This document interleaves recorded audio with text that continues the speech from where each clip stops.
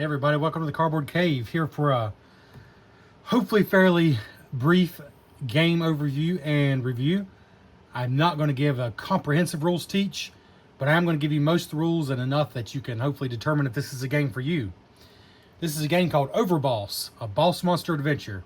It's not a brand new game. It's been around a couple of years, I believe, but it's still readily available. It's a pretty affordable game. It's sort of a family weight game from Brotherwise Games. It is 1 to 5. Okay, 1 to 5. Ages 8 and up, 20 to 30 minutes. It's a short game, pretty light, pretty easy to learn. It's at least thematically based on Boss Monster, which I played a while back.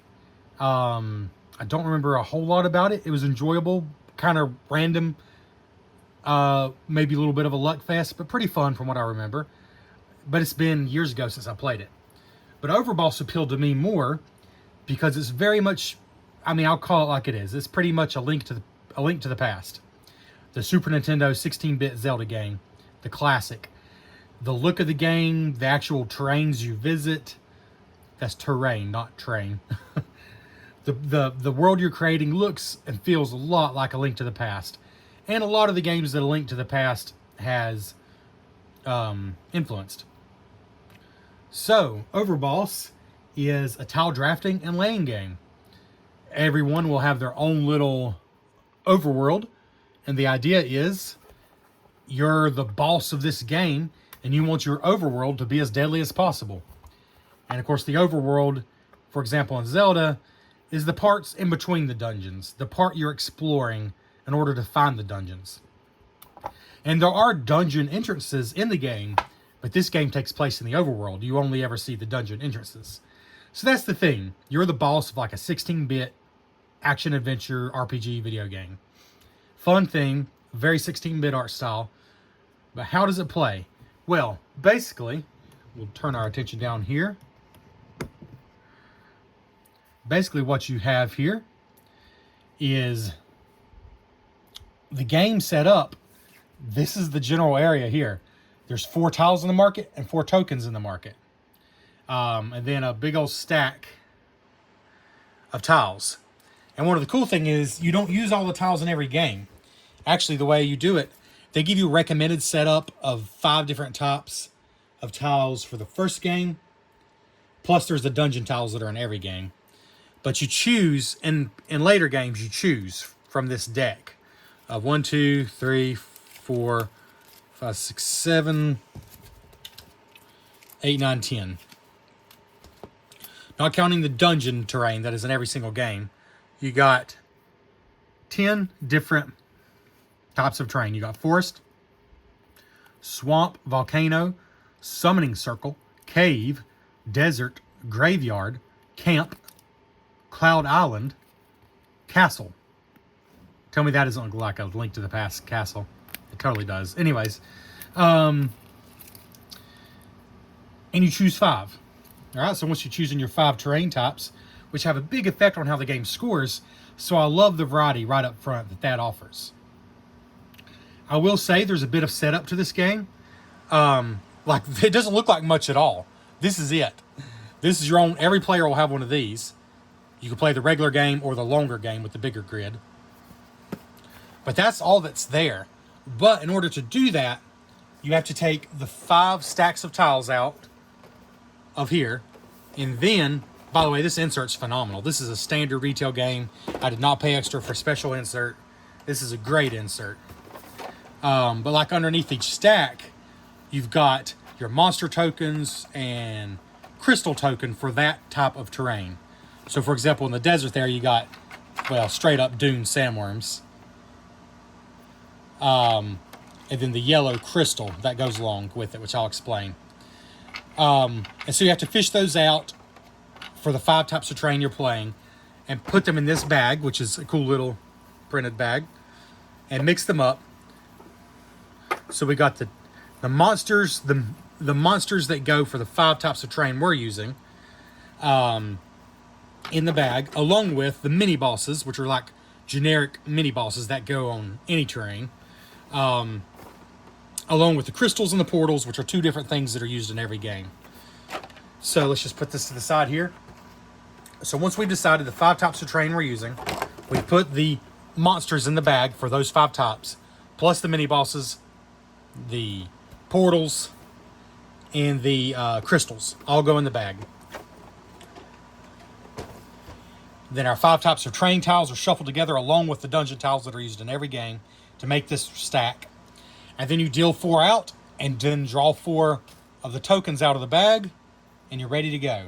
So the setup's not bad. It's just, you know, you then have to break, if you want to play a different game next time, you're going to have to break these down and put them back where they go and get out new ones. It's not a big deal, but I was going to mention it because it is a bit of a, not a flaw, but a shortcoming maybe in a game that is otherwise quite simple and straightforward, that you do have a little bit of setup. So, the other thing you do at the start of the game, if you're playing with the optional boss cards, which I recommend, they give just a little flair to the game, you give everybody 2 of these and let them pick one. And these are simply things that your boss does. We're not going to go over all of them, but basically you reveal your boss once per game and you do this top thing. And then at the end of the game, it gives you bonus scoring. So let's see, I guess I could show you what they all look like. Very 16-bit plus. That looks straight out of Metroid. King Croak. For example, King Croak, when you reveal him, you get to draft twice this turn, but then you skip your next turn. So basically, when there's a bunch of good stuff out there, you can take 2 turns in a row, but then you'll skip your next turn. At the end of the game, you'll score 2 extra points for each dungeon on your map. So again, a reveal ability, and then an end of game scoring bonus. There's Explodo, Zyzax, Porcus, Cleopatra, Kazana, Killa. Killa has a really interesting scoring, which I won't bother explaining because I've not explained the rest of the game. But they all do different things. I'll give you one more example. Cerebellus, when you reveal him, you discard and then restock all tokens in the market. So you reveal him when you don't like any of the tokens. And at the end of the game, for every single type of monster that you have 4 of or more, you score a bonus 4 points. So for example, I had him and I scored 4 bonus points. So it wasn't huge, but it's a little bit of a bonus. They do different things. Some seem more extreme than others. But just totally, it's a variant to use these, but I think it makes it fun. There's another variant, which I'll go and get out of the way because I'm not really going to teach it. They're called the command cards. I have not played with this variant. It's very mean. Basically, when you make a pattern on your board, like 3 tiles together of the same type, I believe it is, then you get to do a mean thing, basically. If you make a pair, you get to move a tile around. The thing is, it could be on your map or anybody else's map. You know, you get to destroy. You get to move stuff around. This one is a real big one. I think you get to swap 2 tiles, and you can even swap between maps. Anyways, I've not played with this. I'm not really going to explain it any better. Just know they're pretty mean. So it just depends who you're playing with. But I've heard some people say this is what adds the soul to the game if you like that kind of thing. I would only use these if I'm playing with like a group of, in my case, it'd be a group of guys that are just kind of like giving each other a hard time. I would not play this in a family setting or in a mixed group, to be honest. Not with the people I play with. It totally depends on who you play with. But that is an option. The other variant, so you got the boss monsters, you got the command cards. The other variant is simply to use the other side of the map, which makes for a longer game, lets you get more done. I've only played this side of the map so far. It's a quick, snappy game, so I think I'm fine with this side, but I don't think the other side would be too long. Basically, you're getting 12 turns, because when everybody's map's filled up, that's it. And you get 16 turns if you played on this side. All right, so how does the game play? Simple. You do 2 things on your turn and exactly 2 things. You take a pair of tiles. So for example,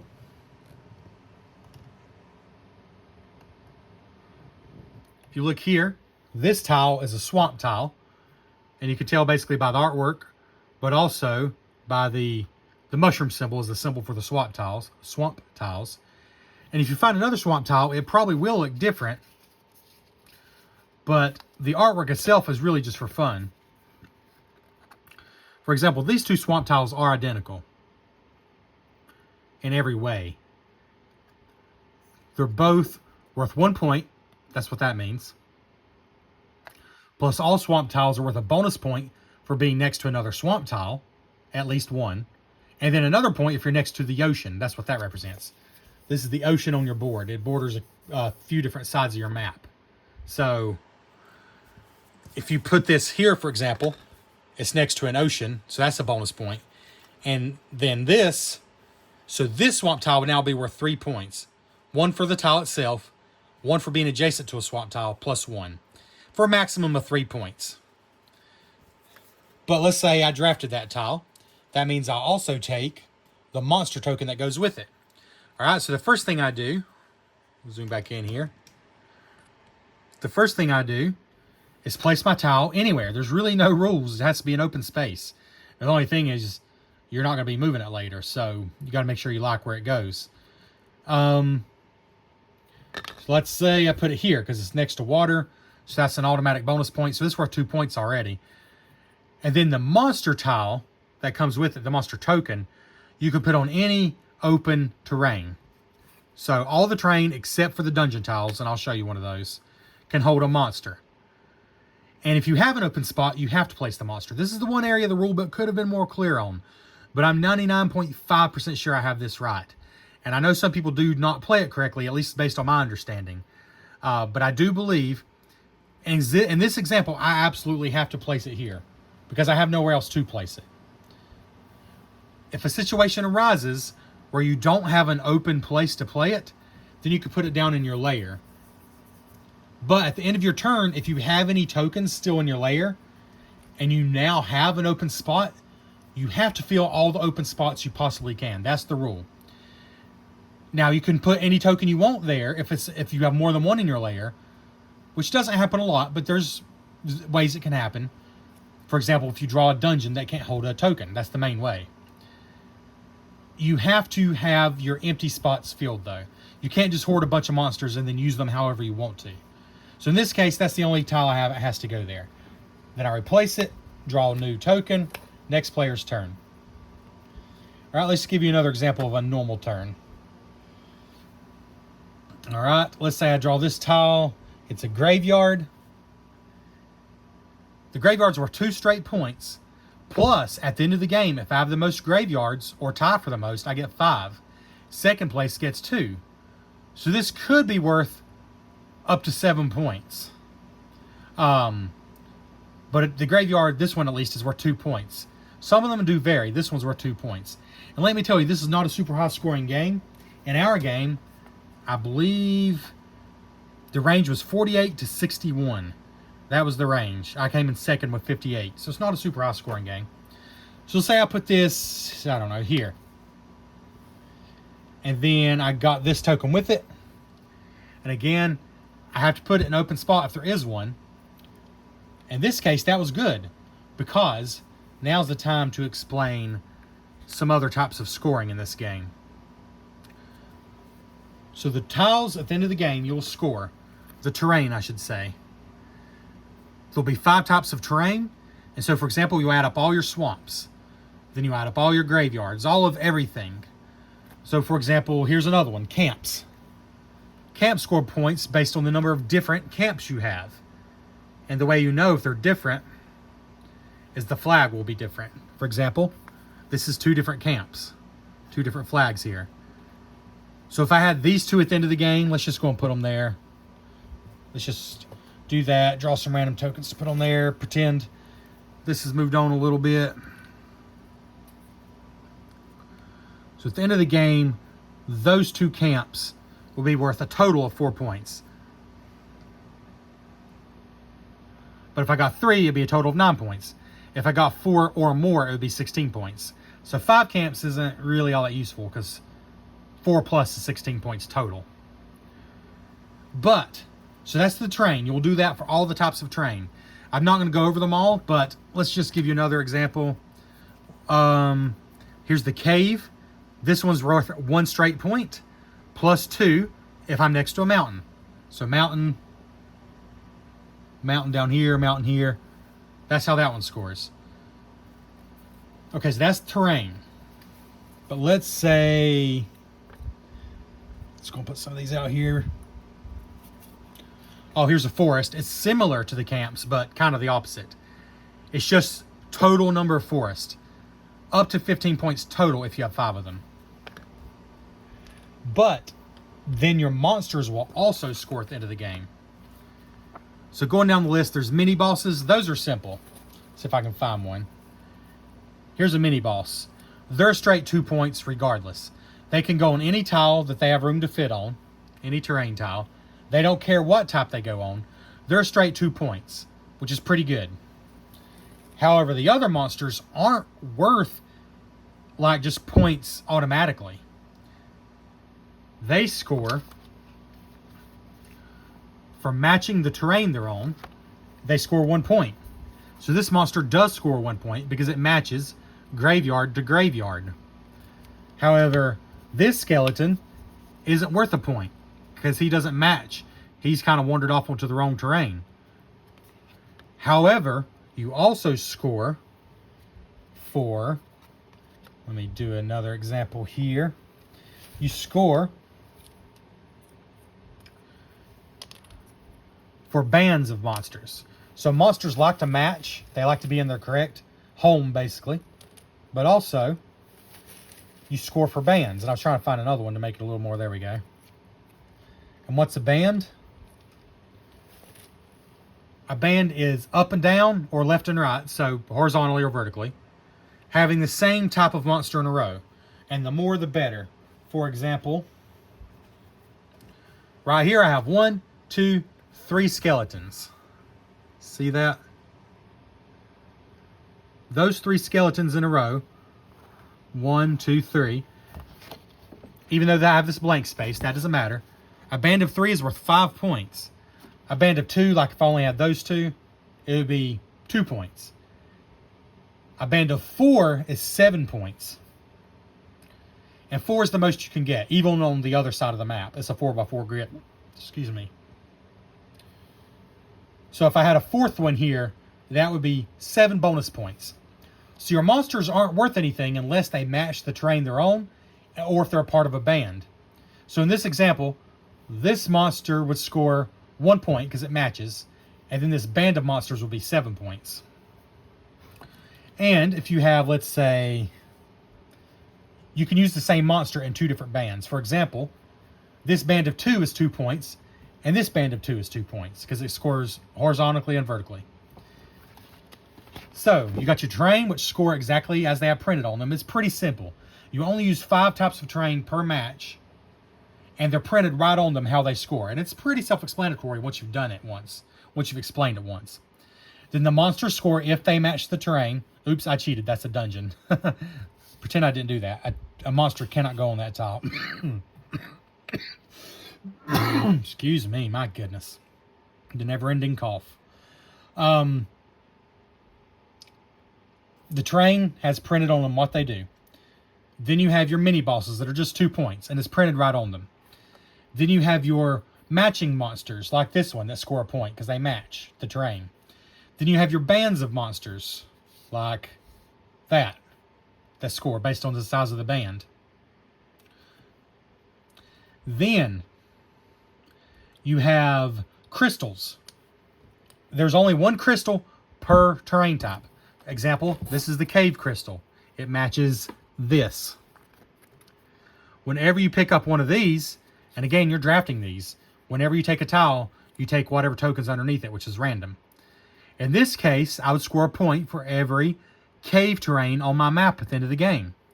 So if I finished with 3 of this type of tile, this crystal would score me 3 points. And it just hides out down here in your little layer there. And there's one of those for each. So, for example, there's a forest crystal. It would score 1 point for every forest tile I have on my board at the end of the game. So the only, I think, type of terrain that I've not explained, at least that's in this game, are the dungeons. These are in every game. They're the only tile that cannot hold a monster. You cannot put a monster on them.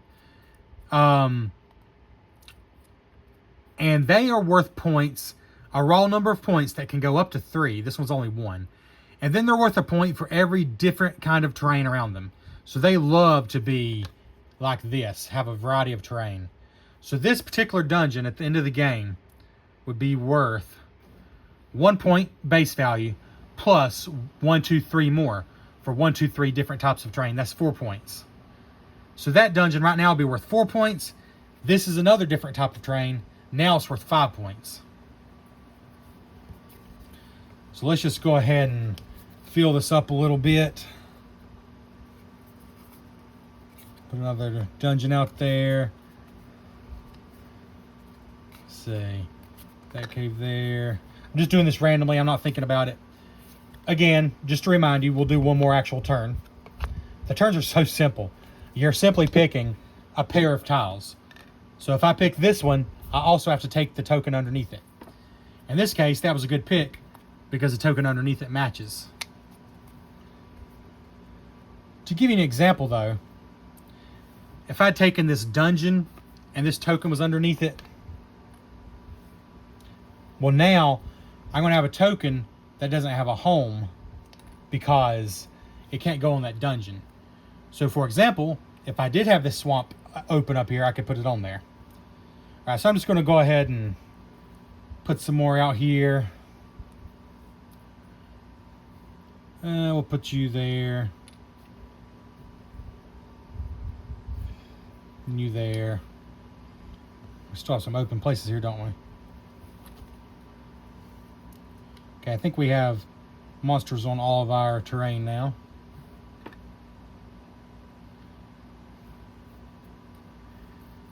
So here's one example of what somebody's overworld might look like. This is a very random one without much thought at all put into it.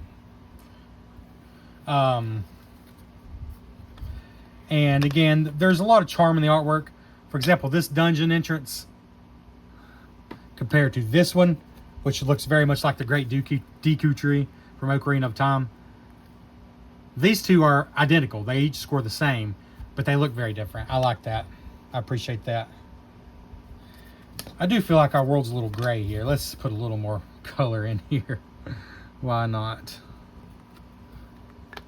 Of course, it's just going to depend on what you're going for. You know, your world might be more gray. Mine was pretty bland looking when we played the other night, and my wife's was quite pretty. So it just depends what you're going for. I don't know. Let's say we finished with something like that. So let's just go and score it to show you. Oh, the last thing I didn't explain. This is another type of token you can draft when you take your token and tile pair. This is a portal. It also goes down in your layer. It's never used in your actual map. Once per turn, you can use up one of these and just leave it there, but it doesn't do anything. You can use one up to swap any two monsters. You can swap two monsters. If you have two open spaces, you can actually move two monsters to two different open spaces. You can pick one monster up and move another one to that space, and then put the one you picked up back. You're swapping two monsters. No use to overcomplicate it. And that can help you with scoring, so you can get things that match. You can make bands line up. But that's pretty much it. That's pretty much the game. So let's use this example. And let's say, I don't know, let's say I was Cleopatra. We'll just use that as an example for scoring. All right, so first we score our 5 terrains. And in this example, let's show you the camp scoring. That's the number of different flags. Uh-oh, this flag matches this flag. So I'm only scoring 4 points for my camps. Okay, let's go on to forest. Forests are just how many you have. I have 2, that's only 3 points. Also not great. All right, graveyards. So I would actually add them up. Well, I only have 1. This one's 2 points. And if I didn't get first or second, then I don't get any bonus. It's just 2 points. Let's see, what else do we have here?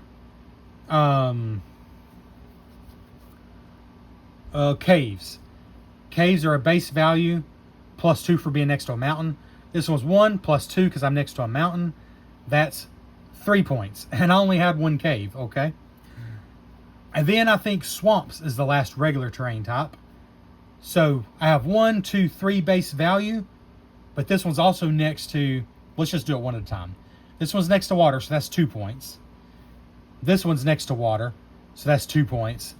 This one's not next to anything, that's 1 point. So I did terrible with my swamps. They should have been next to each other.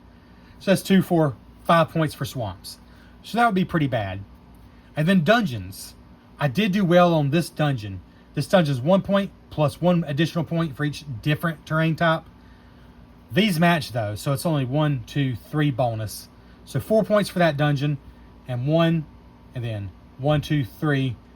So 4 points for that dungeon as well. Then your mini bosses are straight 2 points. It looks like I don't have any out here.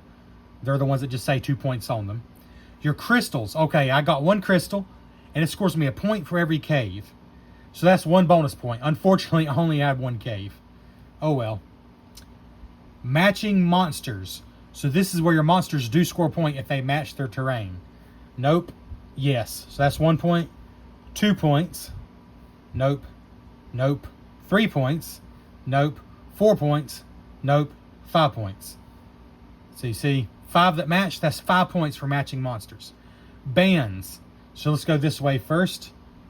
A band of 2 is 2 points for these guys here. I don't know if maybe I can zoom in a little more for you. 1 over there, and then 1 over there. Those guys match, so that's just 2 points for a matching band of 2. We got 3 skeletons. That's 5 points. 1, 2, 3 skeletons. So 2 plus 5 makes 7. Then we have a band of 2 here, so that's 2 more. That's 9 points for bands, because these 2 match. Oh, but then we also go vertically. Here's 2 of these guys match. That's 2 points.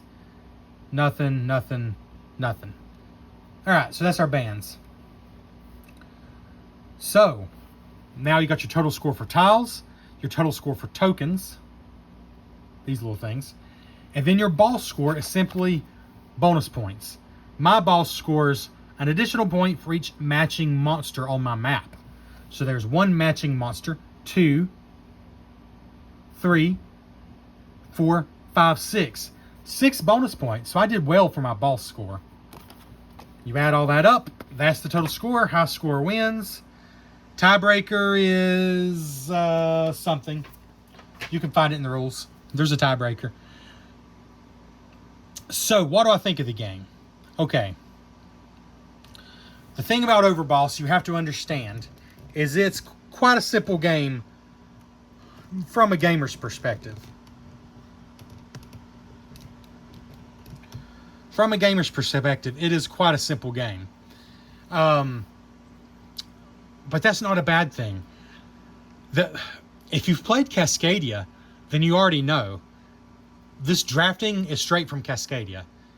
I'm 90% sure Cascadia came out first. Please comment below if I'm wrong. But they're drafting a pair of tiles, basically.